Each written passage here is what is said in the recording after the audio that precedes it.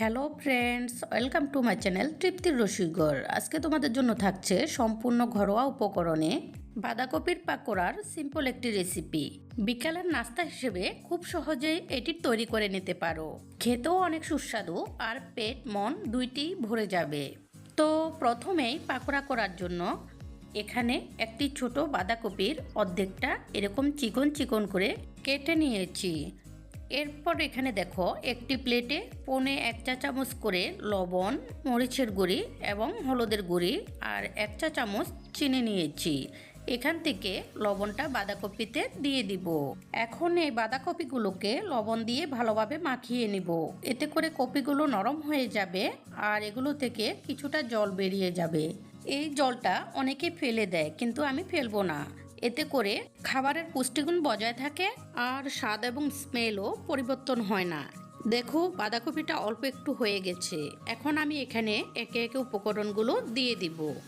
প্রথমে দিয়ে দিব 4-5টি কাঁচামরিচ টুকরা করে রেখেছি সেইগুলো। এই কাঁচামরিচগুলো তেমন ঝাল নেই, তোমরা ঝাল অনুযায়ী দিবে।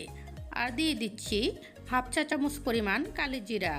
এরপর প্লেটে থাকা হলুদের গুঁড়ি, মরিচের গুঁড়ি আর চিনিগুলো দিয়ে দিব। আর দিয়ে দিব চায়ের কাপে পৌনে 1 কাপ পরিমাণ সুজি আর 1/2 কাপ পরিমাণ ময়দা।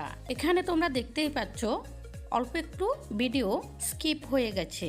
আশা করছি কিছু মনে করবে না। এখন আমি এখানে সবগুলো উপকরণ ভালোভাবে মাখিয়ে নিব।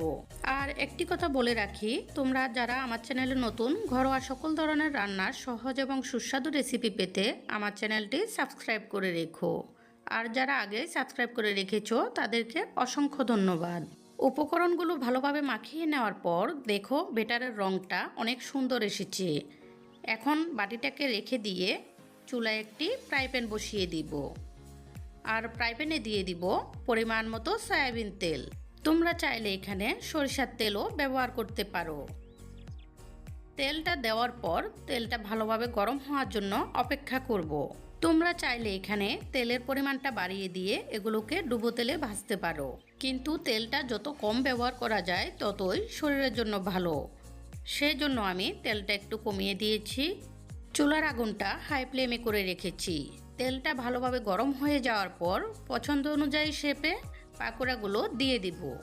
তোমরা চাইলে পাকোড়াগুলোকে তোমাদের পছন্দ অনুযায়ী শেপেই দিতে পারো। এখানে পাকোড়াগুলো এক সাইড হয়ে গেলে এগুলোকে উল্টিয়ে দিব। পাকোড়া করার সময় সম্পূর্ণ সময়টাই চুলার আগুন হাই ফ্লেমে রাখতে হবে। এতে করে পাকোড়াগুলো স্পঞ্জি হবে, খেতেও অনেক মজা লাগবে। এই পাকোড়াগুলোর 2 পিঠ সুন্দরভাবে ভাজি হয়ে গেলে এগুলোকে আমি ফ্রাই প্যান থেকে তুলে নিব। এরপর বাকি যে ব্যাটারটুকু থাকবে সেইগুলোকেও একই শেপে দিয়ে দিব আর একই প্রসেসে সবগুলো ভেজে তুলব। এই পাকোড়াগুলো বিকেলের নাস্তা হিসেবে কিংবা রাইস জাতীয় যে কোনো খাবারের সাথে কতটা মজার লাগে তোমরা ট্রাই করে দেখলেই বুঝতে পারবে। আশা করছি রেসিপিটি তোমাদের ভীষণ পছন্দ হবে। যদি পছন্দ হয়ে থাকে অবশ্যই লাইক, কমেন্ট এবং সাবস্ক্রাইব করে সাপোর্ট করবে। এই বলে আজকের মতো এখানেই বিদায় নিচ্ছি। পরবর্তীতে চলে আসব নতুন কোনো রেসিপি নিয়ে। সে পর্যন্ত সবাই ভালো থেকো।